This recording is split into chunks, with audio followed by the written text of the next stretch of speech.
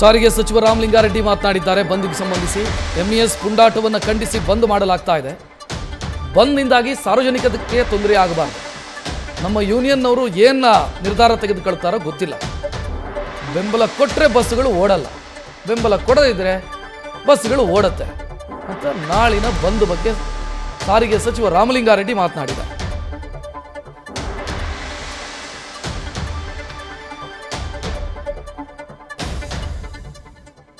ಅನೇಕ ಸಂಘ ಸಂಸ್ಥೆಗಳು ರಾಜ್ಯದ ನೆಲ ಜಲ ಭಾಷೆ ಬಗ್ಗೆ ಬಹಳ ವರ್ಷಗಳಿಂದ ಕೂಡ ಹೋರಾಟ ಮಾಡಿಕೊಂಡು ಬರ್ತಾ ಇದ್ದಾರೆ. ನಾಳೆ ಮೊನ್ನೆ ನಡೆದಂತ ಎಂಇಎಸ್ ಕಡೆಯವರು ಗಲಾಟೆ ಮಾಡಿದ್ರು, ಮತ್ತೆ ನಮ್ಮ ಬಸ್ಸುಗಳಿಗೆಲ್ಲ ಕಲ್ಲೊಡೆದ್ರು,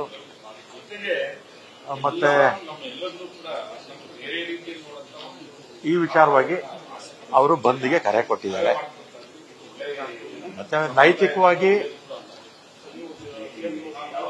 ಅವರ ಬಂದು ಅವ್ರು ಮಾಡೋದು, ಕರೆ ಕೊಟ್ಟಿರೋದು, ಅದು ನಮ್ಮ ನೆಲ ಜಲ ಭಾಷೆ ಬಗ್ಗೆ ಅವ್ರಿಗಿರ್ತಕ್ಕಂಥ ಕಾಳಜಿ ಅರ್ಥ ಆಗುತ್ತೆ. ಮತ್ತೆ ಸಾರ್ವಜನಿಕರಿಗೂ ತೊಂದರೆ ಆಗಬಾರ್ದಲ್ಲ. ಯಾಕಂದ್ರೆ ಪ್ರತಿದಿನ 1 ಕೋಟಿ ಜನ ನಮ್ಮ KSRTC ಬಸ್ಸುಗಳಲ್ಲಿ ಓಡಾಡ್ತಾರೆ. ಮತ್ತೆ ಎಕ್ಸಾಮ್ಸ್ ಕೂಡ ನಡೀತಾ ಇದೆ. ಮತ್ತೆ ಇದು ಬಂದು ನಾಳೆ ಕರೆದಿರ್ತಕ್ಕಂಥದ್ದು ನಮ್ಮ ಯೂನಿಯನ್ಸ್ ಇದೆ. ನಮ್ಮಲ್ಲಿ ಅವ್ರ ಯೂನಿಯನ್ಸ್ ಅವ್ರು ಏನ್ ಮಾಡ್ತಾರೋ ನನಗೆ ಗೊತ್ತಿಲ್ಲ. ಅವ್ರ ಸಂಘಟನೆಗಳು ಬೆಂಬಲ ಕೊಡ್ತಾ ಇದಾರೋ, ಬೆಂಬಲ ಕೊಡ್ತಾರೋ ಇಲ್ವೋ ನನಗೆ ಗೊತ್ತಿಲ್ಲ.